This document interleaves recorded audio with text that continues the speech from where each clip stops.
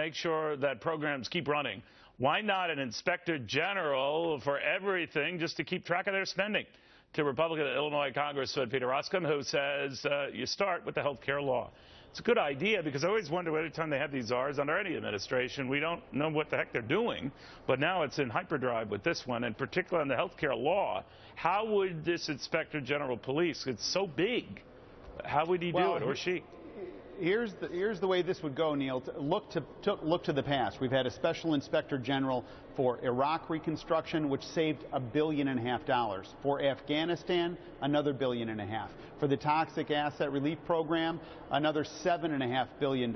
So we've already got the model, and you would just lay this out over the Affordable Care Act. There's 8 federal agencies involved in the $1.2 trillion program. And my argument is if it's good enough for TARP and Afghanistan and Iraq, surely it's good enough for something the breadth and depth and scope of Obamacare.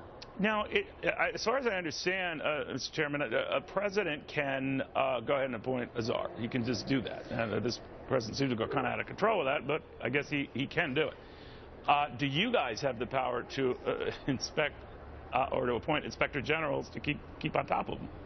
I guess we could. Here's what I'm trying to do. I want to use the exact model of what we've demonstrated in the past works. So in the past, the president has been able to appoint these. What we're trying to do is to cook into the law certain reporting requirements that are mandatory, that let the public see this information. So let me give you an example. We had Secretary Sebelius before the Ways and Means Committee last year, and I asked her some questions about the tax credit program under Obamacare.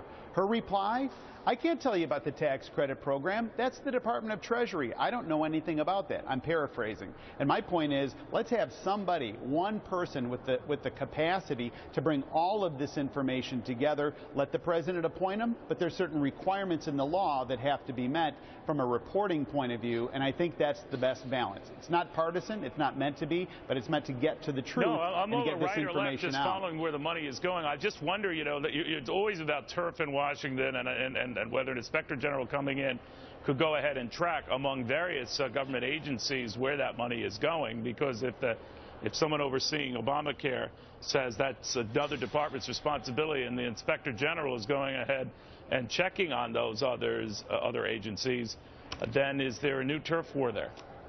Well, I don't think so, because you settled the turf battle. You say the special inspector general has jurisdiction here, period, paragraph, end of letter. You end up getting away from this kind of stuff where the right says, I don't know what's going on, and the left says, I don't know what's going on. So I think that there's a way to get to this and to get these numbers out. Because, look, right now the Congressional Budget Office has said, we can't even score Obamacare anymore. It's so overwhelming. Let's get to these facts, let's get to these numbers, and let's save some money. Yeah, I agree with you. It's not red or blue, it's green. Follow the green. It's our money. We might as well find out where the heck it's going. Yeah, that's right. Thank you very, very much. Thanks, Neil.